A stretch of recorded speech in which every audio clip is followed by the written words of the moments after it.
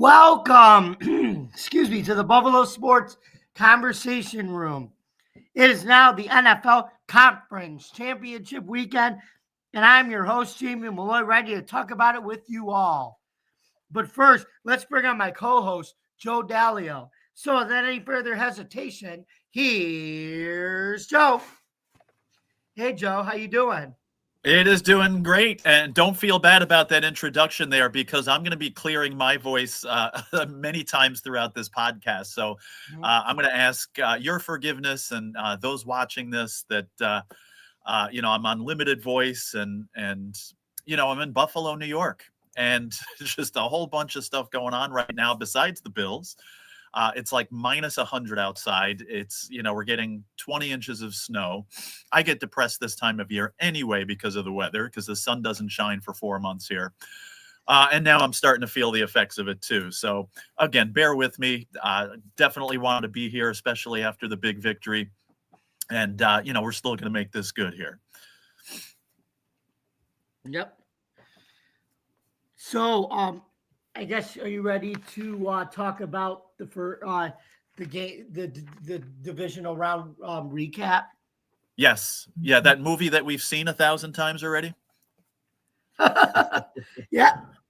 Okay, and speaking of that movie, it was the Saturday 4:30 game with the 10-7 and the 4th seeded Houston Texans taking on the 15-2 number 1 seed Kansas City Chiefs at Arrowhead Stadium. With 13:58 left in the first quarter, Harrison Butker kicked a 32-yard field goal to bring the score to 3-0 Chiefs. With 8:41 left in the first quarter, Kai Fairbaum kicked a 30-yard field goal, knotting the score at 3-all. With 3:59 left in the first quarter, Harrison Butker kicked his second field goal of the day, this time for 36 yards to bring the score to 6-3 Chiefs. With 4:36 left in the second quarter, Kareem Hunt scored on a 1-yard touchdown, increasing the Chiefs' lead to 13-3. With 16 seconds left in the half, Fairbaum kicked his second field goal of the day, this time from 48 yards out to end the half at 13-6 Chiefs. With 4:36 left in the third quarter, Joe Mixon-Match ran it in for a 13-yard touchdown, but of course, because they're playing the Chiefs, this has to happen. Fairbaum missed the extra point, bringing the score to 13-12 Chiefs. And it was just, it's so crazy, but not after a drive that took 10:24 off the clock, too. Right. So the Texans did everything right on that drive except kick the tying field goal. Yep. Or the extra point, my bad, sorry. Extra point, field goal. You get the point. Anyway. Right, there we go. With 11:50 left in the fourth quarter, Travis Kelce caught an 11-yard pass from Patrick Mahomes, bringing the score to 20-12. With 4:30 left in the game, Butker kicked a 27-yard field goal, increasing their lead to 23-12 Chiefs. With 11 seconds remaining in the game, former Bills punter, now Chiefs punter, Matt the Punt God Ariza, was tackled in the end zone for a safety, ending the game with the final score of 24-13, Kansas City, as the Kansas City radio announcer always says after they score a touchdown. So, Joe, what did you think about the unnecessary roughness call of Mahomes that he got? And we know it's the Chiefs and everything. They're going to get that call. But what do you think of the fact that it was so outrageous that Buck Aikman, and even the ESPN rules analyst said that wasn't a foul or a penalty? Yeah, sometimes you need bad things happen for the good of the game. And the fact that this was brought up by one of the better commentators in the game and the rules guy. And again, the people are so sick of this movie with the Chiefs here. It's kind of brought more out into the awareness. I mean, everybody knew how ridiculous this is.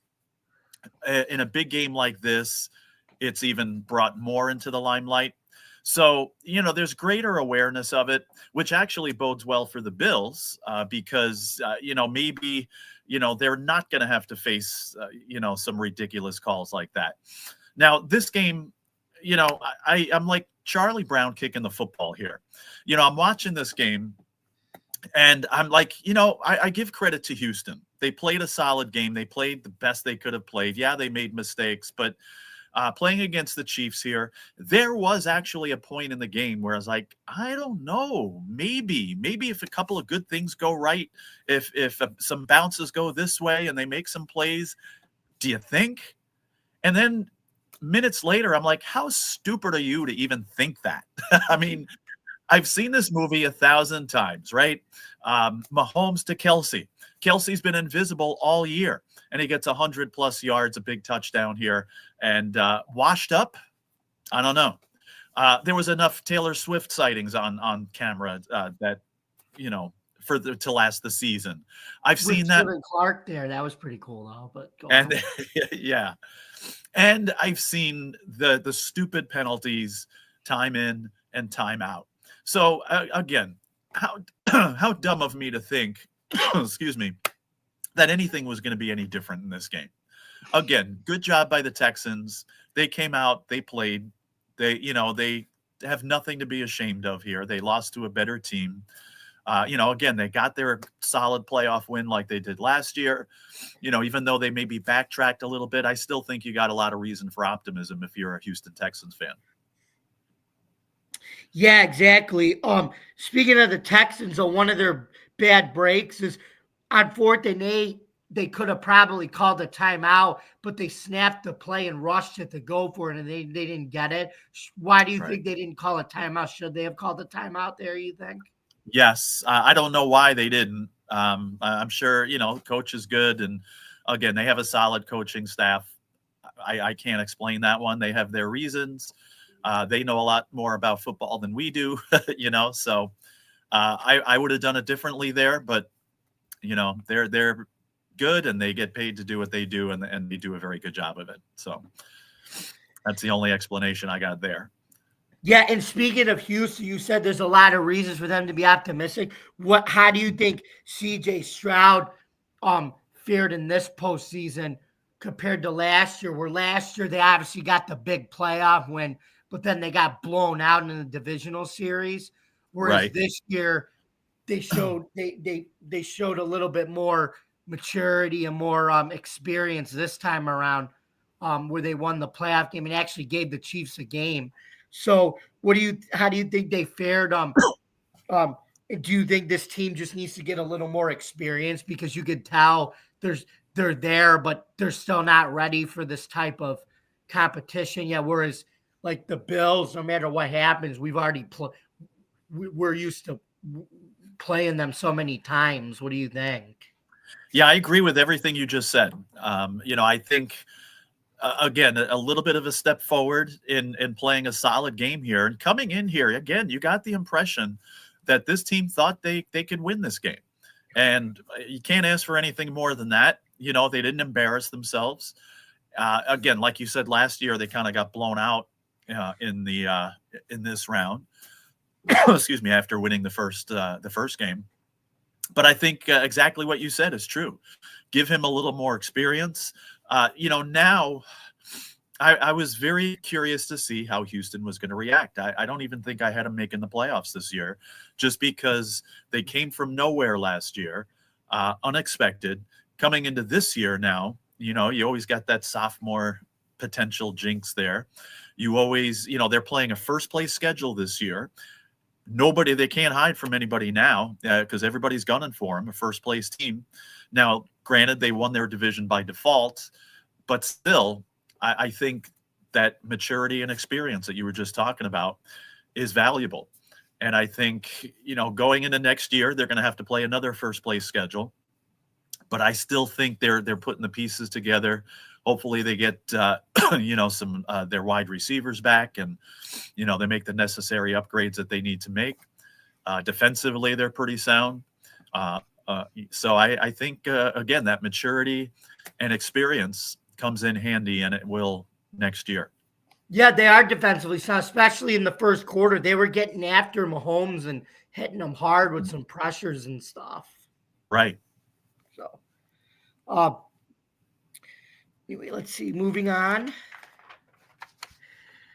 Moving on to the second Saturday divisional playoff round game, the big shocker of the week, the 8:00 p.m. matchup between the 12-5 number 6 seed in the NFC team of destiny, the Washington Commanders, visiting the 15-2 number 1 seed Detroit Lions at Ford Field. So here we go. On 6 plays for 71 yards, not Joe Gibbs, but Jahmyr Gibbs doing his best Gibbs Racing Incorporated thing, scoring on a 1-yard touchdown like a NASCAR with 7:36 left in the first quarter, bringing the score to 7-0 Detroit. With 3:54 left in the first quarter, Zane Gonzalez kicked a 47-yard field goal to cut Detroit's lead to 7-3. On 11 plays for 76 yards, Brian Robinson Jr. from Alabama scored on a 2-yard touchdown with 10:59 left in the second quarter, giving Washington their first lead of the game, 10-7. Oh, those Alabama running backs in the NFL. With 7:51 left in the second quarter, Jared Goff threw a scorching pass to Sam Laporta, and he caught it in the end zone on a one-handed catch to bring the score to 14-10 Detroit. With 6:22 left in the second quarter, big game Jaden Daniels threw a screen pass to Terry McLaughlin for 58 yards, bringing Washington leads back to 17-14. And Terry McLaughlin was McLaughlin all the way to the end zone there. So was I, who had him to score a touchdown in that game. So congratulations for Joe and his betting. Awesome. With 5:25 left in the second quarter, safety hit the Quan Martin, picked off Goff for a 40-yard touchdown score, making it Washington 24, Detroit 14. Do we have upset alert here?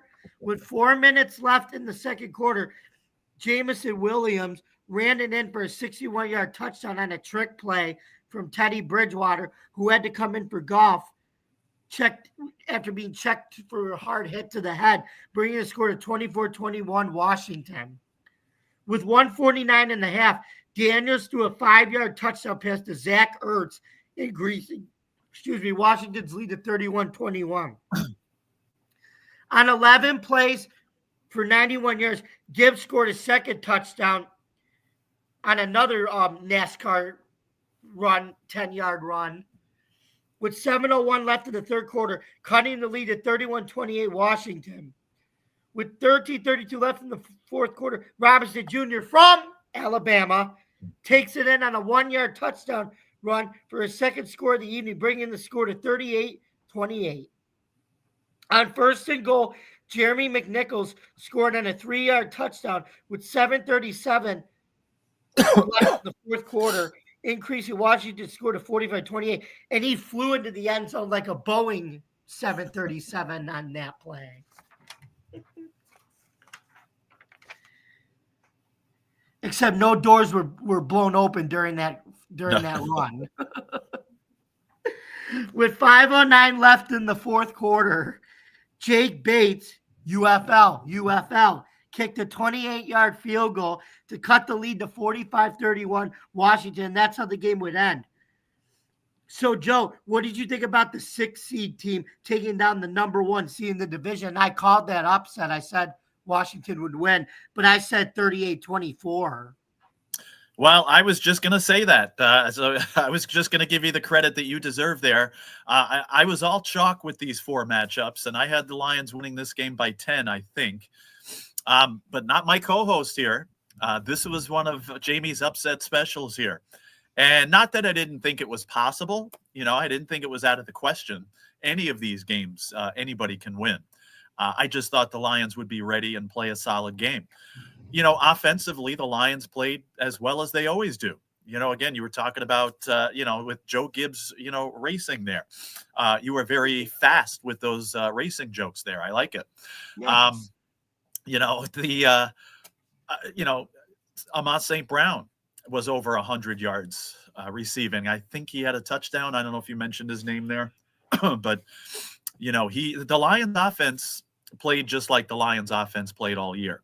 What happened, in my opinion, in this game was, we're all aware of the Lions' defensive injuries and just how the injuries kept piling up and piling up and piling up.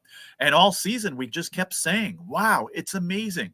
With all these injuries and with all of the adjustments they've had to make, they're still excelling. And unfortunately, in one game at the wrong time, I think all of that finally caught up with them. And that's what happened here. They just couldn't stop that. I feel like, again, not to take anything away from Washington's offense, but I think you or I could have scored touchdowns against this team the way they weren't stopping anybody. Part of it was, again, they weren't all 100%, fatigue, whatever it was, not ready for the moment. I don't know. Again, let me not take away from Washington's offense. Jaden Daniels, Terry McLaurin, these guys that you were talking about, they showed up. And, we were talking about, excuse me, CJ Stroud coming into the game thinking, and the Texans thinking they could win that game. Definitely saw that Washington came into this game thinking that they can win it. And there was never any doubt. Even when the Lions, were getting closer again, Washington would go up by 10, but the Lions would score and keep up. And you thought, okay, maybe the big mistake is going to happen and the Lions take this game away. But it just didn't happen. And I just feel so bad for the Lions and for Lions fans. This was their chance.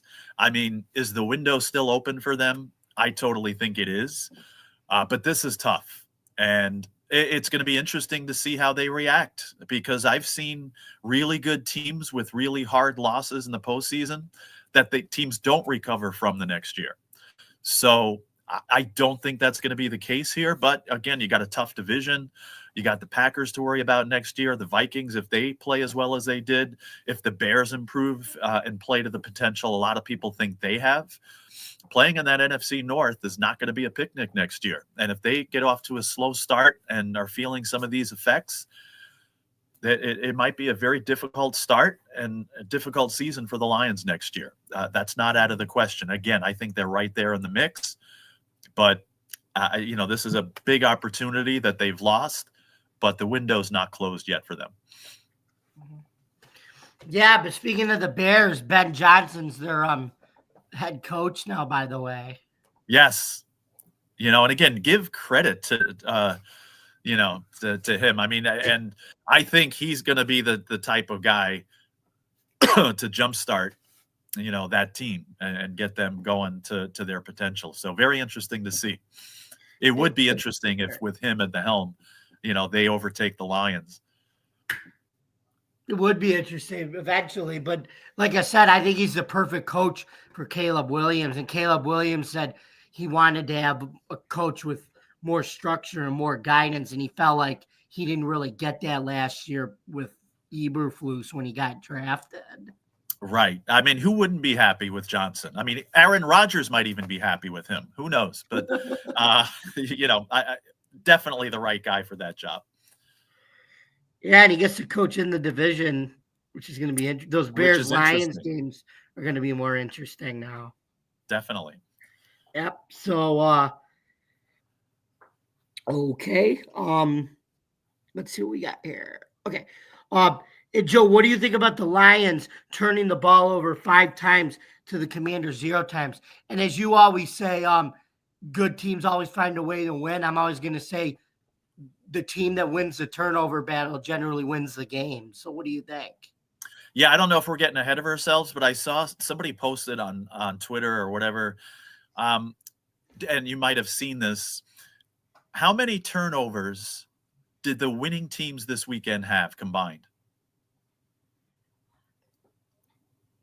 How many turnovers did the winning teams have as total, the 4 winning teams, the Bills, the Chiefs, etc. How many turnovers do you know? The answer is 0. 0. Yeah, it was 0. The teams who won the game didn't turn the ball over once. Yeah, I got it. I was going to say Chiefs, 0. Bills, Eagles, Washington never turned the ball over. So if you don't think, like you're just saying, you don't think turnovers mean much, it obviously does. And the Lions were sloppy there. That's one area where the offense did not play up to their standard, and it cost them. But it just, as this game was going on, it's like, oh my goodness, they're really going to lose this game. And Washington never let up. They never let the moment get to them. Jaden Daniels never, faltered, never kept his foot, never took his foot off the pedal. So again, kudos to them. I'm not giving them enough credit, and certainly they deserve credit. And what did you think about that trick play with Jameson Williams when he scored when Teddy Bridgewater had to come into play? I honestly did not see that. So I unfortunately I can't comment on it. I didn't see a lot of this game, to be honest with you. I was listening to it just because, again, it was cold. I was exhausted. So I'm listening, kind of half awake, half asleep. And I caught some of this, I probably into the by the end of the third quarter, but unfortunately I didn't get a chance to see that play. I saw it. It was kind of like a quarterback counter reverse play where Bridgewater pitched it to one of the linemen, and then they pitched it back to Bridgewater. Bridgewater tossed it off, handed it off like in a misdirection play to Williams, and then Williams just turned on the Jets, and like I said, he ran all the way to the end zone. Okay. And I probably saw a highlight of it. This is the only game I really didn't see much of. All the other games, I was able to watch most of those games. Okay, so now let's take a look at the Sunday 3:00 p.m. competition between the 10-7 LA Rams taking on, the 4th seed in the NFC, LA Rams taking on the number 2 seed, the 14-3 Philadelphia Eagles, with the heaviest offensive line in the league at Lincoln Financial Field. On 2nd and 4, Jalen Hurts so good. Ran it down the field, 44 yards to score on a 6-play drive, but Jake Elliott missed the extra point, making the score 6-0 Philly. On 3rd and goal, Matthew Stafford threw a 5-yard touchdown pass to Tyler Higbee on a 13-play, 67-yard drive with 6:36 left to play in the first quarter, bringing the score to 7-6 Rams. With 1:02 left in the first quarter, Saquon Barkley took it to the house. Not Charles Barkley, but Saquon Barkley. Charles Barkley wished he could run this fast. Yeah, right. To the house on a 62-yard run, giving Philly the lead back 13-7. With 13:32 left in the second quarter, Joshua Carty kicked a 30-yard field goal to cut the lead to 13-10.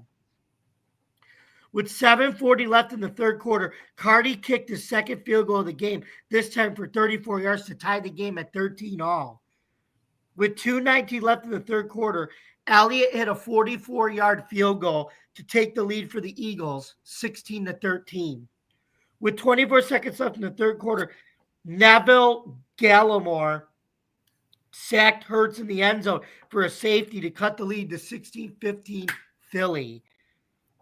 With 13:26 left in the fourth snowy quarter, Elliott made a 23-yard field goal, bringing the score to 19-15 Eagles.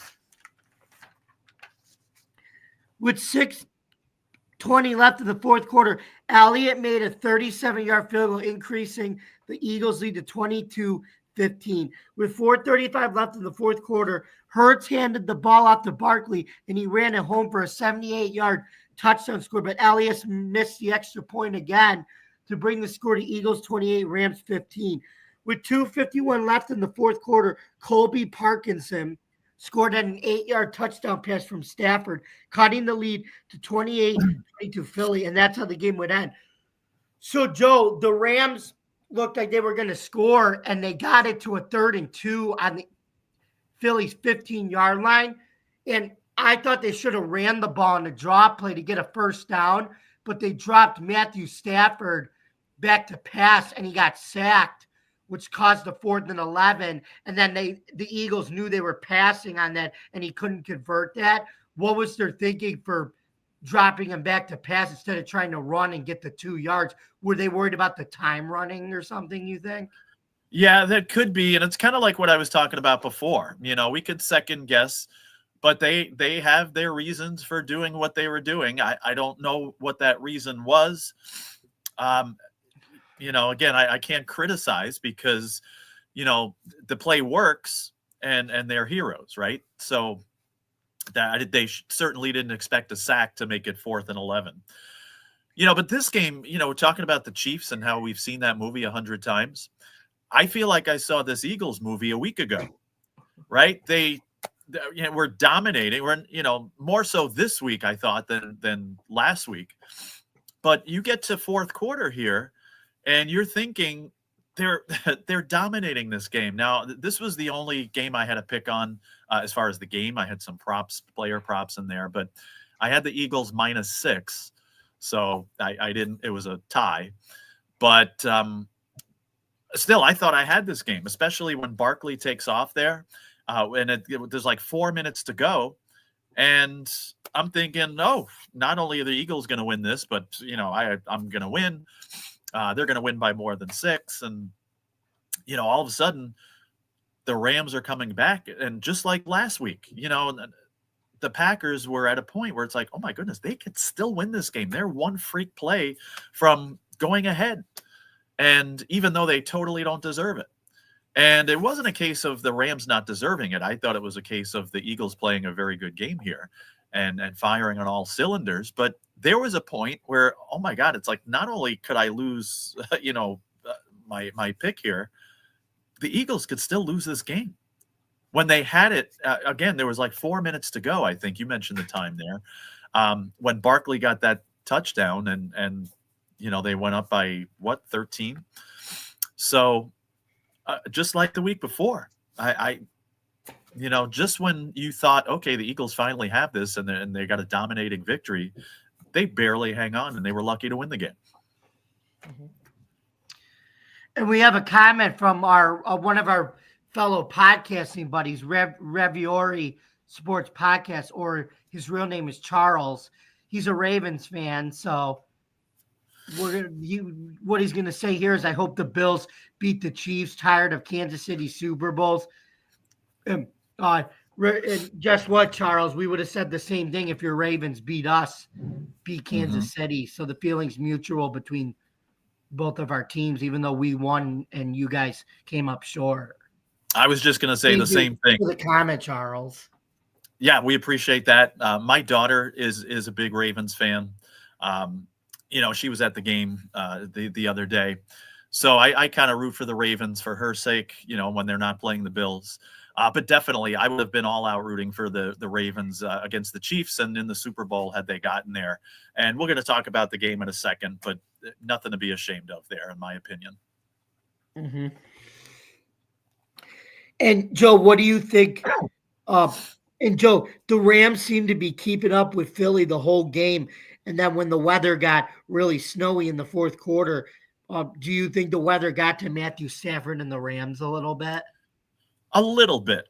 I'm not going to say that's the big reason they couldn't score or whatever, but I certainly think it had to play into it a little bit. And it's just a little bit of an advantage there for the Eagles, who may have had more situations in that type of weather. But it's not the reason that the Rams lost. But yes, to answer your question, I think it did have a minor effect. And what about Jalen Hurts getting beat up in the game to the point where he couldn't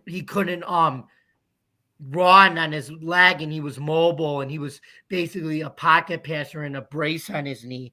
Do you think he'll be able to get healthy enough to play this week? Because the Eagles are probably good, or the Commanders' defense is probably going to try to go after that. if it's not. Oh, they're healthy. definitely going to go after him. And again, we got a question there. Do you think Hurts is better than Stafford? That's a very interesting question. I think overall, not yet. I think potentially, yes. But that's an interesting question, and I'll let you answer that in a second. But I haven't heard anything about his status or what kind of shape he's in. But I think Jalen Hurts is a gamer. He shows up for this game, does his best, and I still think he does everything he can to get the Eagles to the Super Bowl. But Jaden Daniels is a big gamer too, though. There's a reason why I call him Big Game Jaden Daniels as well. Oh yeah, it's not out of the question that Washington wins this game. And we'll make our predictions on that in a little bit. What do you think about this question here? Is Hurts better than Stafford? I think it's a weird comparison because they play two totally different styles. Like Matthew Stafford's more of your pocket passer, roll him out type of quarterback, and Hurts is your read option, misdirection option type of quarterback. And the one thing about Hurts is he's been kind of getting injury prone the last couple years, ever since that Super Bowl against the Chiefs. So I think Stafford's a better pure quarterback, but I think Hurts is a much superior athlete than Stafford. All right, that's fair. I agree with that. Mm-hmm. What about no? You already answered it, Joe. Did you? Yes. Okay. So now turning our attention to our game of the week, to Sunday, 6:30 matchup between the 12-5 number 3 seed Baltimore Ravens taking on the 13-4 number 2 seed Buffalo Bills at Highmark Stadium. Who would move on to play Kansas City? And would the Bills finally snap their AFC divisional round loss streak? Here we go, folks. Lamar Jackson threw a 16-yard touchdown pass to Rashad Bateman on a 73-yard drive with 10:46 left in the first quarter to bring the score to 7-0 Ravens. Ray Davis scored on a 1-yard touchdown run on a 70-yard drive with 4:46 left of the first quarter to knot the score at 7-0. On 2nd and goal from the 1-yard line, Allen scored on a tush-push play to take the lead 14-7. With 3:46 left in the second quarter, Justin Tucker kicked a 26-yard field goal to cut the lead to 14-10 Bills. On 3rd and 12, Allen ran it in for a 4-yard touchdown score to close out the first half, and the Bills led at halftime 21-10. With 9:51 left in the third quarter, Tucker kicked his second field goal of the evening, this time for 47 yards, cutting the lead to 21-13 Bills. On a 68-yard drive, Derrick Henry scored on a 5-yard touchdown run. Auto, home, but a missed 2-point conversion brings the score to 21-19 Buffalo. The dog isn't allowed on the couch, Derek. Anyway, with 12:02 left in the fourth quarter, Tyler Bass Pro Shops kicked a 51-yard field goal to increase the Bills' lead to 24-19. With 3:31 left in the fourth quarter, Bass kicked his second field goal of the day, this time for 27 yards to bring the score to 27-19.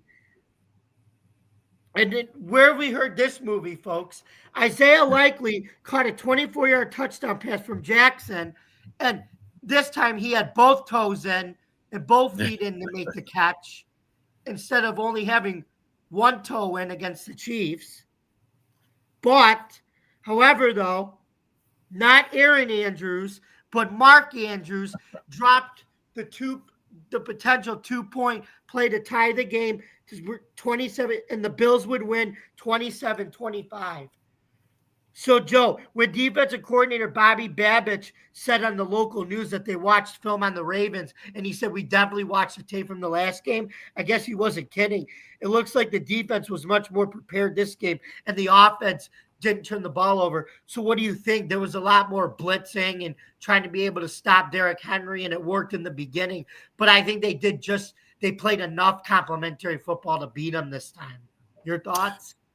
Yeah, my thoughts on that question, and then I got a bunch of things to say about the game. You knew that they were going to do that, right? You knew that they were going to look and see what went wrong in week 4. We know a lot of those, answers already. I mean, they couldn't stop Derrick Henry, and they just made some other mistakes there. So I thought, again, you could do all the preparation in the world. You can know what you have to do. I mean, they knew darn well that they had to stop Derrick Henry, but was it actually going to happen?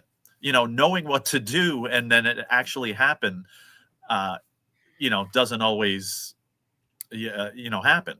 And I just kept saying to my family that I was watching with, I said, you know what, they're doing great. They're stopping them. And that's a big key to the game here.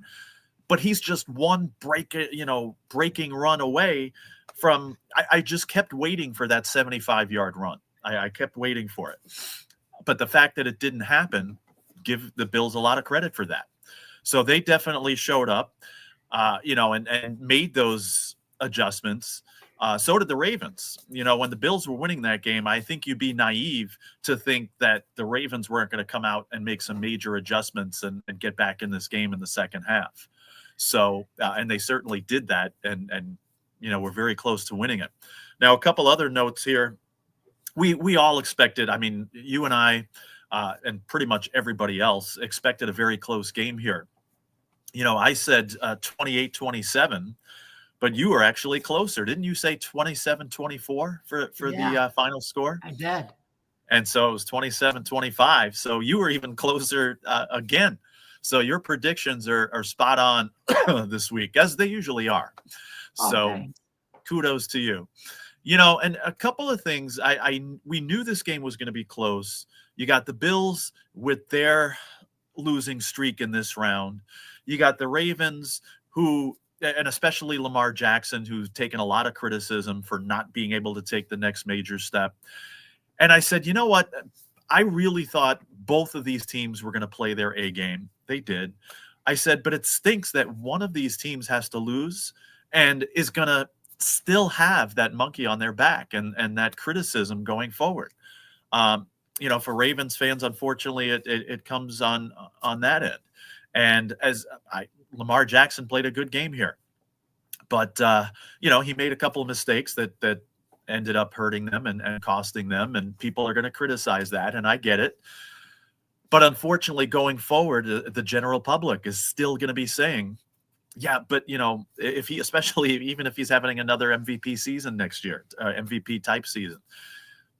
Yeah, but he hasn't won the big one. Yeah, but he can't win that one. Yeah, but he can't win in the playoffs. And he's still going to have to deal with that. And I don't know if that is exactly deserved.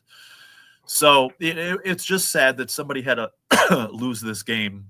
What it came down to is pretty much what we said before. If you look at the Bills' stats, nothing stands out. I mean, Josh Allen threw for 127 yards. He only had 20 yards rushing. Lamar Jackson had some impressive stats, but he had, the turnovers there. What else was I going to say here? The Bills, as far as the running stats, receiving stats, nobody really stood out with an amazing game. They just got the job done. And we were talking about the fact that all 4 winning teams over this weekend had no turnovers. That was the difference. I've told Ravens fans already, it's not, you have nothing to be ashamed of coming to Buffalo, playing a good game and having a chance to walk out of here with a victory and losing. Of course, it's going to be difficult. But what it came down to is the Ravens making mistakes at the key times that cost them. And just, between, interceptions and fumbles and, of course, not catching a pass that, most receivers, including Mark Andrews, catches there. So, you feel bad for him, and he's made so many contributions to that team, and hopefully people don't look at this and remember him by that. Hopefully they remember all the good stuff he did for them. But, again, I'm not going to sugarcoat it. I'm sure Ravens fans are upset. I'm sure Ravens fans are ticked off. But in my opinion, they have nothing to be ashamed of with that performance. Mm-hmm. Agreed. And Joe, obviously, what did you think about the Ravens winning the Bills winning the turnover battle against the Ravens? Like you said, all the winning teams didn't turn the ball over once. And what do I always say? Good teams win the turnover battle. Right. And had the Ravens won the turnover battle, they win this game. It's just that was the difference in the game, because everything else was, very close, as the score indicated, as we all knew it was going to go. But that was the biggest difference, and that is how the Bills won this game ultimately. Mm-hmm. And can you also believe that even with all the time Lamar had to throw the ball, he still struggled to get completions? Like even on that one throw, he lobbed it, and Taylor Rapp just caught it right into his hands for an interception. Yeah, that again, generally I thought Lamar Jackson played a good game and played good enough to win. That one I'm sure he would want back, and not the wisest play in that situation and in this kind of game. You can't make mistakes like that. And again, as well as he played, that cost them big time. But overall, I think he played a good game. But, those are the mistakes that cause you to lose in this situation. Mm-hmm. Okay, now let's make our prediction for the upcoming conference championship week, playoff weekend. Let's start with the 3:00 Sunday. The 12-5 number 6 seed in the NFC, Washington Commanders, taking on their NFC East rival, the 14-3 number 2 seed Philadelphia Eagles, for the third time this season. Joe, you want to go first? Sure. Now I know, Washington's hot. They just made the big upset. The Eagles have won a couple of games that they could have easily lost. And I think this one's going to go right down to the wire. I think it's going to be a high-scoring game. I think Washington plays the same type of game they played in their other ones. But I think so do the Eagles. And I think they get it done. Excuse me, I'm going to say Eagles 30, Washington 23. Okay, well, I'm sadly going to have to disagree with you, because the Washington Commanders, once upon a time, they were a 6th seed in this playoff. And during that time, they thought, okay, let's get one win against the Bucs. They win it on a walk-off field. It's like, okay, good win, whatever. And then one courageous podcaster on here said that the Commanders were a team of destiny, and you don't want to run into this. You don't want to run into teams like that, especially with Detroit. And the Commanders won that one. Well, guess what? I'm going to continue to go with the team of destiny. The Commanders upset the Eagles in Philly. Cry, Eagles, cry.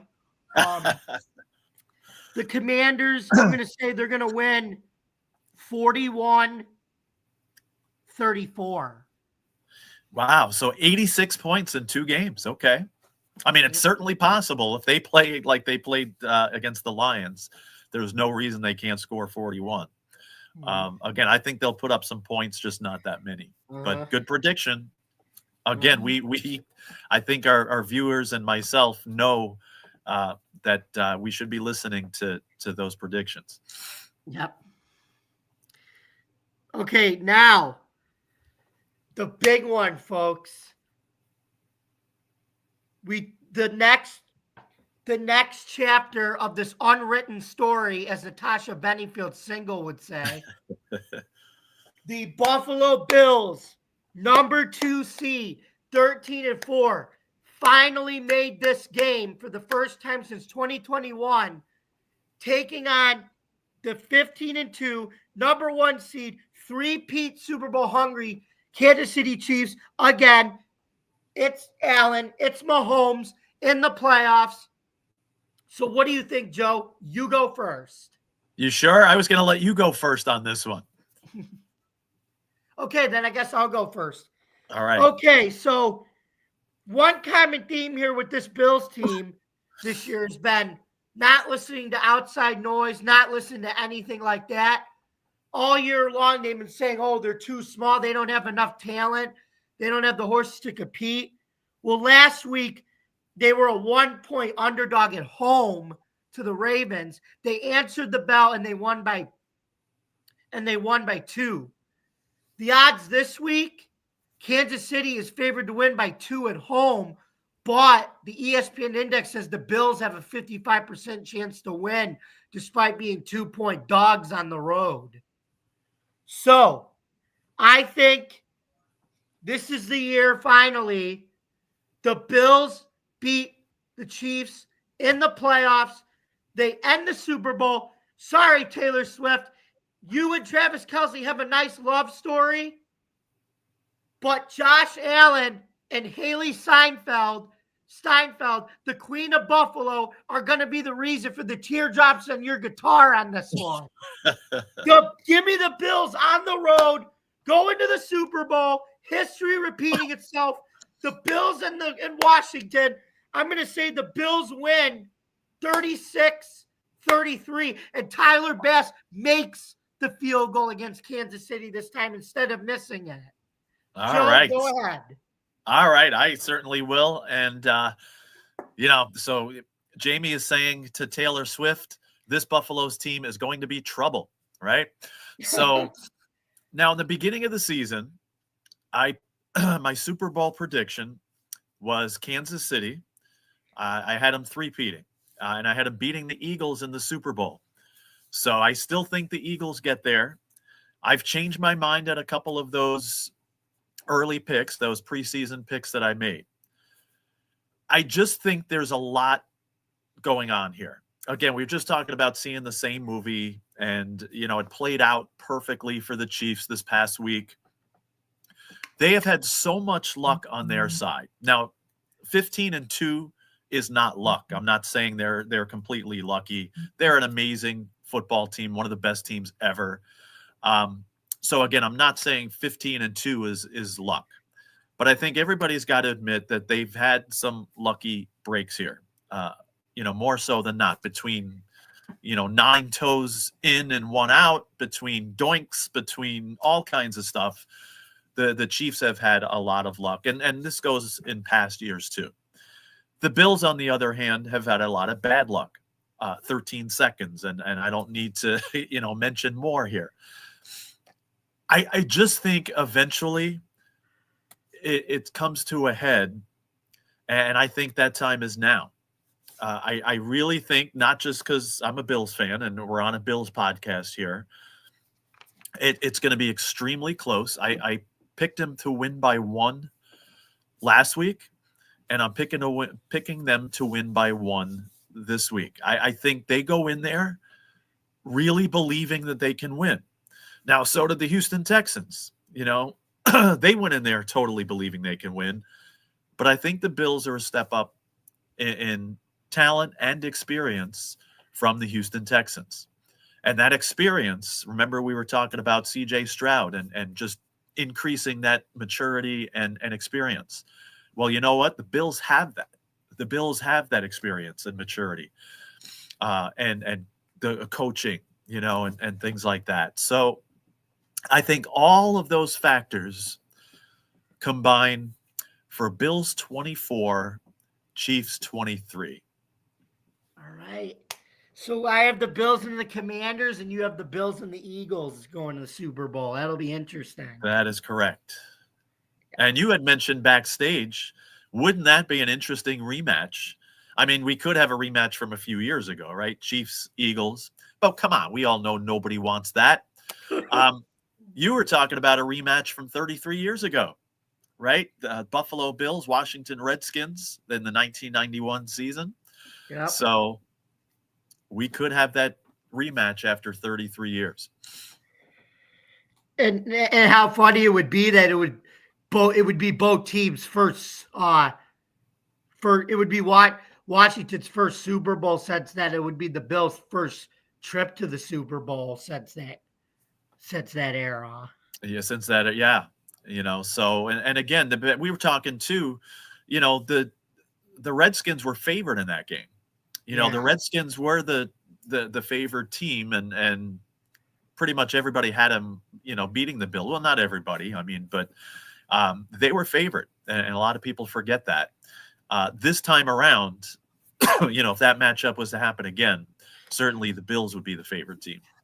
And then I think we would be the underdog against Philly, but probably not that much. I agree. Yeah, maybe a couple of points. But Joe, we'd have to continue the narrative that our small and fast defense can go up against the biggest offensive line in football if we play Philly. Right. So. Neither of those games would be easy, that's for sure. Right. But let's get past this one, all right? Let's get there. Let's make it happen. It means nothing if they can't win this game. Right.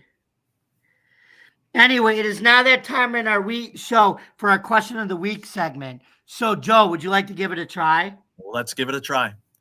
Okay, Joe, here's your question. Which quarterback in the Houston Texans, speaking of them, history, has thrown the most touchdown passes? Is it Deshaun Watson, Brian Hoyer, Matt Schaub, or David, you can drive my car? It's funny. I was thinking about Carr, but I think, as much as I would not like to admit it, going to have to go with Deshaun Watson. No, it was Matt Schaub with 124. Wow, he would have probably been my last pick out of that bunch. No, because remember, Matt Schaub led the Texans to the divisional round in 2021 or in 2011, where they lost to they won the wild card game, but they lost to the Patriots in Foxborough. Yeah. That year. So. All right. Hey, you want a question? I think you're going to get this one. My friend Tom likes to throw some trick questions at you. Yeah, sure. So, which football team who plays in New York has the most Super Bowl appearances? Jets, Giants, or Bills? The most Super Bowl appearances, are you saying? Yes. The Bills, because the other two don't play in New York. Yeah, there you go. That's the trick of the question there. And they went to 4. Yes. So. Yeah, no, I know the Jets have only been to 1. Giants, I should know this because I'm a fan, probably, 4, maybe 5. I think 5. But, or no. Yeah, 5. But they're, like you said, they're not a New York team. I think they won all of them except the Ravens. Yeah, that's why, because they've won 4. They beat the Broncos, the Bills, Patriots twice. Yep. And they lost that game to the Ravens. So I think those are the only 5 that they've been in. So not a bad record. For more, okay, anyway. Well, it looks like we come to the end of our show. So, Joe, where can we find you on social media, Driving the Top Productions, on Tuesday, January 21st, 2025? All right. So I am on Twitter X. I've been posting there a little more, just trying to get that page going again. So feel free to follow me there if you're watching. Joe Dell Sports on Twitter X. Okay, and then you can find me, yours truly, on Bill's Chat 1 at Bill's Mafia Chat, and also at Jamie Molly, the unbiased journalist, at DJ Ducktails on X. Or if Elon gets his way, it's now going to be called the Dearborn Emporium, which that's a little interesting. And the Forkball, you can follow me at theforkball.com, where I write about all sports. Please don't forget to subscribe to our YouTube channel at Driving the Top Productions. Don't forget to like, comment, and ring the bell for notifications For more content on Driving to the Top Productions, please visit our YouTube page, Twitch stream, Facebook stream, X stream, or wherever you consume your podcasts. Thank you very much for listening. And remember, folks, Jayden Daniels balls out and stays calm in the big games. Let's hope that the refs call a fair game this week at Arrowhead Stadium. Yeah. And let's give a shout out to the Buffalo Bills for making it past the AFC divisional round for the first time since the 2020 regular season. And the quarter for Chris Berman, especially on this conference championship weekend in 2025. No matter what this team's been through, nobody circles the wagons like the Buffalo Bills. See you next time, folks. Have a great night, everybody.